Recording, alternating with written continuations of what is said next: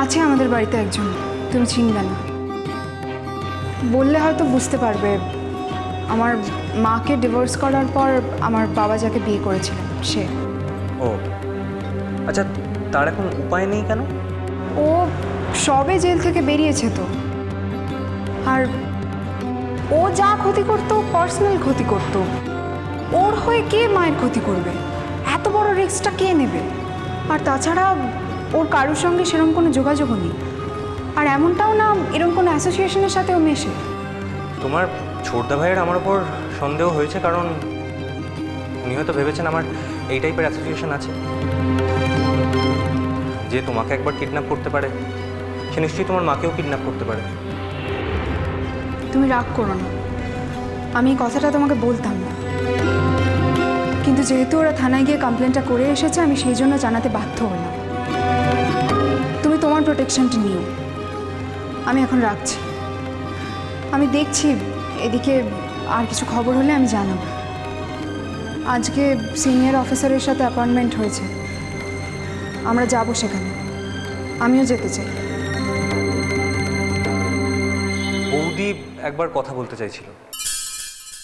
হ্যাঁ দাও। হ্যাঁ দিঠি, কি হয়েছে গো? কি হয়েছে?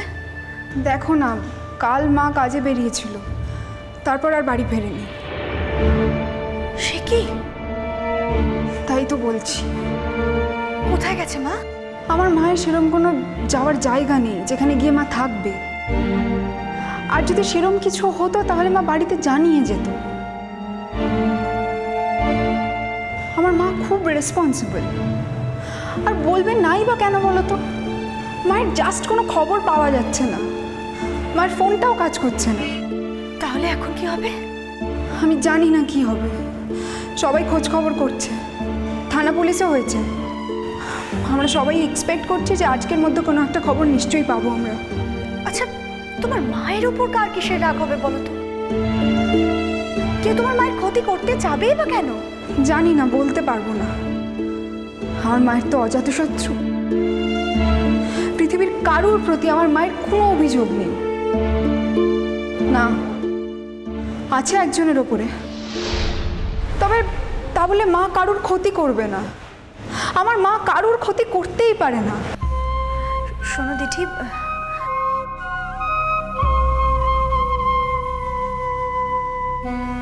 দিঠি বলছিলাম কি, কাল তো ছোট গিয়েছিল কলকাতাতে, বুঝেছো? আমরা সবাই বলেছিলাম যে তোমাকে যেন ফোন করে কলকাতায় পৌঁছে। তোমার কি ফোন করেছিল? কাল ঐতিহ্য কলকাতায় এসেছিল? হ্যাঁ, গিয়েছিল তো কলকাতাতে। কালকে ফেরেনি কলকাতা থেকে, বললো অনেক রাত হয়ে গেছিল, তাই কোন একটা বন্ধুর বাড়িতে থেকে গিয়েছে। ও কেন এসেছিল কলকাতায় কাজে? দেখো, ও কি আজকাল মন খুলে কারোর সাথে কোনো কথা বলে? সেরকম কিছু জানি না, তবে তবে ফেরার সময় না হাতে অনেক বই নিয়ে ফিরেছে। ও কোথায় ছিল? ধরো না, সামনেই তো আছে, তুমিই কথা বলে নাও। ছোট দিঠি কথা বলবে তোমার সঙ্গে, ধরো। ওর সাথে তো আমার কথা হয়ে গেছে। আরে নিশ্চয়ই সেরকম কোনো কথা আছে, তাই বলবে।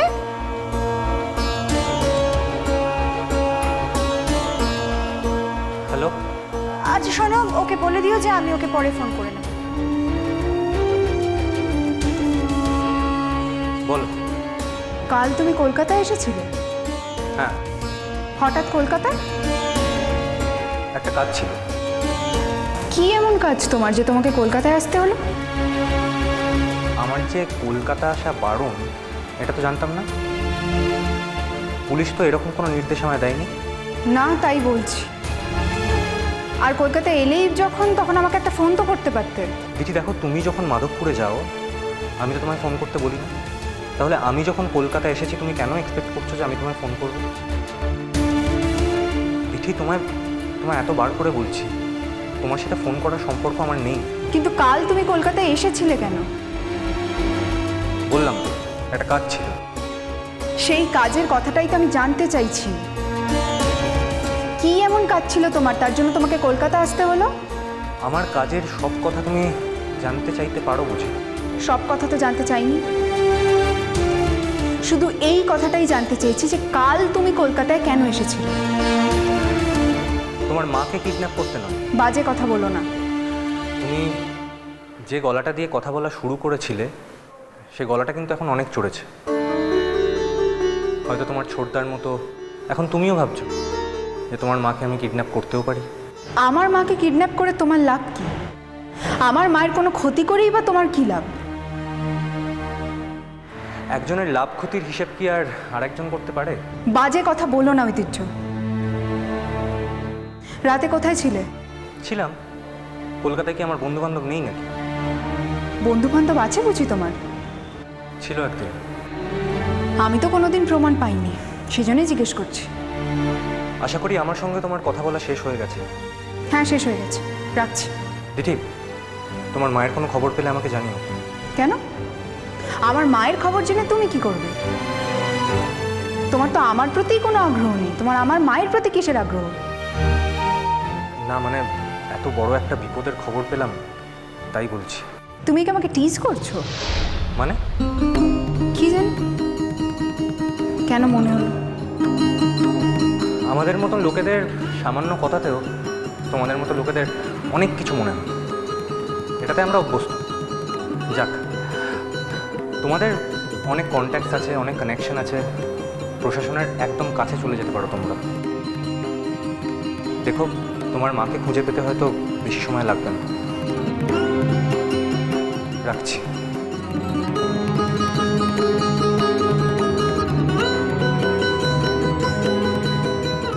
ও কাল কলকাতায় এসেছিল, রাতেও ছিল, আবার এখন বলল দেখো তোমার মাকে খুঁজে পেতে হয়তো বেশি সময় লাগবে না। এই কথার মধ্যে কি কোনো ইঙ্গিত আছে? ছোটদা ভাই যা বলছে তার সঙ্গে কি ঐতিহ্যের সত্যিই কোনো যোগাযোগ আছে? এমনটা কি হতে পারে? আমি কি ছোটুকে অবিশ্বাস করছি, নাকি খোলা মনে আমার ভেবে দেখা উচিত? ছোটদা ভাই যে পয়েন্টগুলো বলছে সেটা আমার অস্বীকার করা উচিত নয়। তাই বলে ঐতিহ্য কি আমার মায়ের ক্ষতি করবে? না না, এসব কি ভাবছি আমি ঐতিহ্যের সম্পর্কে? আমি ঐতিহ্যকে ভালোবাসি, ওকে আমি এতটা নিচে কিছুতেই নামাতে পারি না। কিন্তু ঐতিহ্য আমার সঙ্গে যা যা করেছে তাতে কি এটাই ধরে নেওয়া উচিত নয় যে ঐতিহ্যের মতো মানুষের পক্ষে সব সম্ভব? ও যখন জেলে ছিল আমি ওর পরিবারের সঙ্গে ছায়ার মতো ছিলাম। ওদের বুঝতেও দিইনি যে ওদের ছেলে জেলে আছে। যাওয়ার আগে ঐতিহ্য আমাকে আশ্বাসও দিয়েছিল, আর জেল থেকে বেরোনোর পরে অন্য একটা মেয়েকে বিয়ে করতে চাইছে। আসলে ঐতিহ্য ছেলেটা ঠিক কেমন? আমি কি ওর সম্পর্কে অনেক বাড়িয়ে বাড়িয়ে ধারণা করি? আমি কি সাংঘাতিক কোনো ভুল করছি? মা তো কতবার আমাকে বলেছে আমি ভুল করছি, আমি তো মার কথা শুনতেই চাইনি। মা, মা তুমি কোথায়? মা, তুমি তাড়াতাড়ি বাড়ি ফিরে এসো। আমি কি কোনো ভুল করছি মা?